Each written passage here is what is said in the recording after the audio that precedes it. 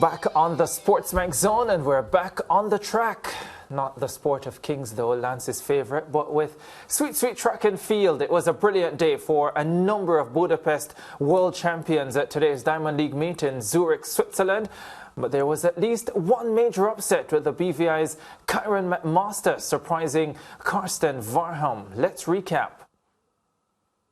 Yeah, men's 400-meter hurdles, Thompson-Herah, the Norwegian three-time world champion, having to settle for second, 47.30.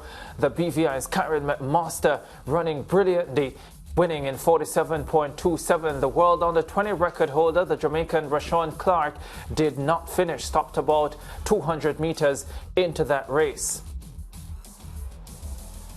Women's 100-meter, Sha'Carri Richardson, the world champion, continuing to dominate the event this season. 10.88 to win ahead of the Jamaicans Natasha Morrison and Elaine Thompson-Herah, the Olympic champion. Both Morrison and Thompson-Herah clocking 11 seconds flat. Sha'Carri Forbes, another Jamaican, 11.12 for fifth, and Anthony Strawn of the Bahamas, 11.39, finishing in ninth position. Men's 200 meters, Noah Lyles, well, he was given quite a fight in this event, but he held on well down the stretch, winning in 19.80 ahead of Area Knighton, 19.87, and Zarnell Hughes, who finished fourth at the World Championships, ending third here at 19.94. Men's long jump, Miltiadis Tentoglou, well, he did it at the Olympics in Tokyo, he did it at the World Championships in Budapest, and he did it today in Zurich. He won the event with his last jump, 8.20 meters, to overtake the Jamaican Tajay Gale, who held the lead at 8.07. Gale finishing in second position, with Jarian Lawson in third at 8.05. A second Jamaican, Kerry McLeod, was down in ninth, the World Championship fourth place finisher, only able to get 7.60 meters on the day. Sharika Jackson took the women's 200 meters, 21.82 in a slight negative wind.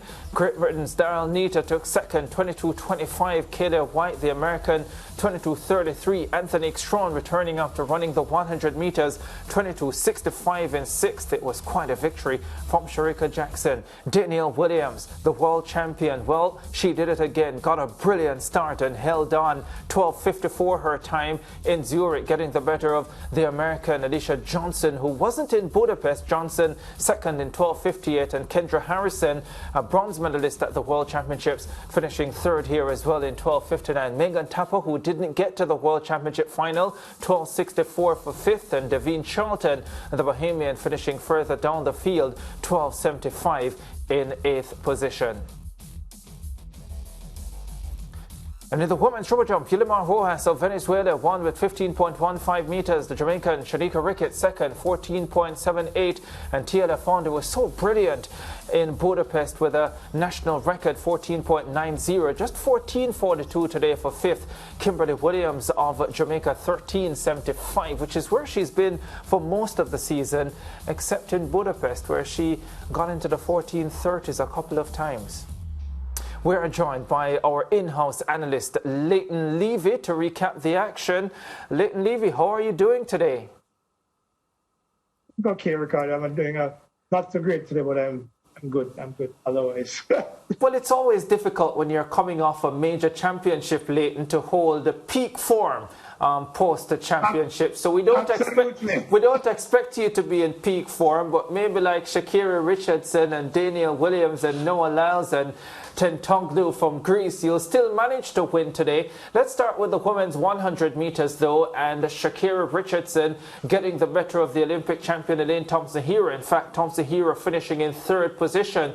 But there was a lot of discussion, Leighton, about Thompson-Herah being injected into the Jamaican team for the final of the sprint relay at the World Championships. And I know you felt that she shouldn't have. I felt that the right team was sent out there to run the final. Did you see anything today that would have changed your mind? Not really. I didn't think she looked terrible today. I thought she looked fairly decent. I think she wasn't, I know she said afterwards she wasn't happy with her start. But I thought it was a better performance overall. This is probably the best run I've seen her run all season from a block start, not necessarily from a running start. I mean, because mid-race, she was actually in the thick of things before Sha'Carri took control of the race late and then surged away from the rest of the pack.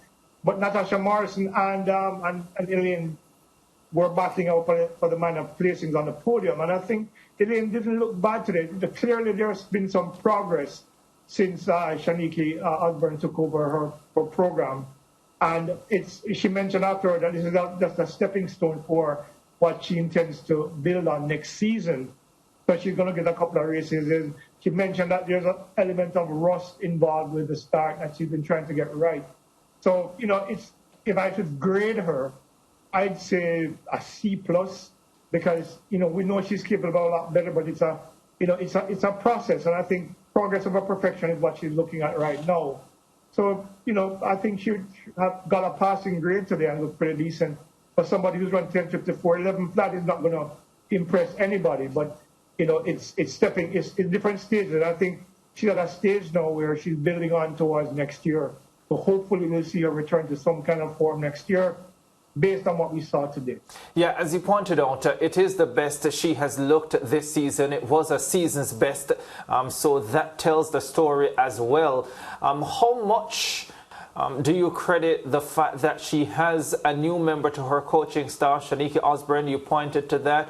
Or is it that she's just had more time to become healthy again, to be able to put in more work on the training ground while we're seeing this slight improvement as far as the time is concerned?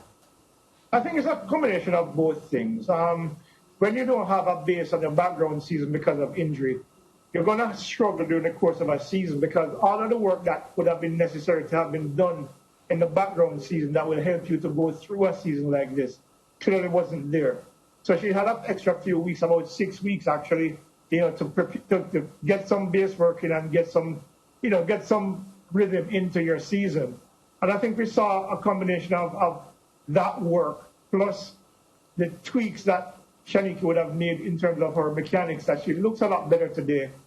In terms of her cadence, clearly has improved from what I saw in the national championships, and her mechanics overall look better.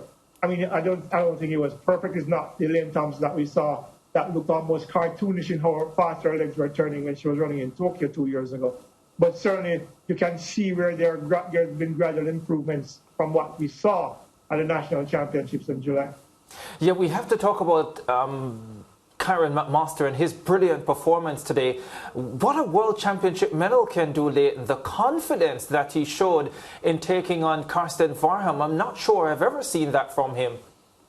No, and based on what I had a conversation with Coach Gary Evans earlier this season, as you know, Ricardo, and he said that they had a race plan that they believed would get him on the podium in Budapest. Obviously, that worked. And something that Gary Evans also said is that in these big races, somebody often chokes. And, in this instance, it was the world champion, the world record holder, because Kieran was on his shoulder right throughout this race from the gun and stayed on his shoulder right up until the final hurdle and just outsped him to the line. He said afterwards, Mark Barham, that this perhaps is a wake-up call, because now it's not just Rai Benjamin, it's not just Alison DeSantis. Of course, we haven't seen Abdurrahman Samba in a couple of seasons now, but certainly Kieran McMaster is in the conversation now, and clearly he's somebody that Carson Barham will have to pay attention to, because having won a medal, the medal that he always wanted to win at the global level, clearly Kieran McMaster is now a factor when he's racing in the 400-meter hurdle. Yeah, and Leighton, we don't have a lot of time today. I wouldn't say there were any spectacular performances in Zurich today, but we shouldn't be surprised, should we? Because this is only 4 days after Budapest. Yeah, look, when you're going rounds and you're competing against the best in the world, so you have to put your best foot forward through 3 rounds of competition. Intense competition. Pretty much day after day, for the duration of the championships. You're going to be tired, regardless of how fit you are, regardless of how conditioned you are. You're going to be tired. So you're coming into a meet just 4 days later when your body is not fully recovered. We saw what I thought, like, for example, Rashawn Clark. I had mentioned earlier that he had it was just a matter of how his body was going to recover from the rigors of the championships. And clearly, at 19, it was a little bit too much for him, a little too soon for him. So I think what we saw today was a culmination of all of that intense competition packed into just over a week, and then to come and do it again just 4 days later. It's going to be difficult for athletes. And you saw, and of course, the conditions were perfect. It was rather cool, uncharacteristically so today in Zurich. So a lot of, the conditions and the fatigue factor, played a significant role in what we saw today. Yeah, 10 seconds, Leighton, because we're fast out of time. Do you suspect that the governing body needs to look at situations like this going forward, where the athletes get more time between a global championship and getting back to the circuit? I think so. I also think that maybe they should consider making the World Championships the final event of the season. That way, you build up towards the World Championships, you compete at the World Championships, and then you go home. Maybe that would be a better dynamic for the athletes, given how hard they have to work during the course of the season, the travel, the competition, the intense competition, especially when you're competing against the best in the world, consistently at the Diamond League level. Maybe there is an argument to be made that maybe the World Championship should be the final event of the season. Yeah, thank you very much, Levy. We are out of time, and that's a conversation that I'm sure we'll pick up on in time to come. Take care. We'll take a break on the SportsMax Zone. We'll be back to wrap up today's show because we're heading to CPL. Yeah.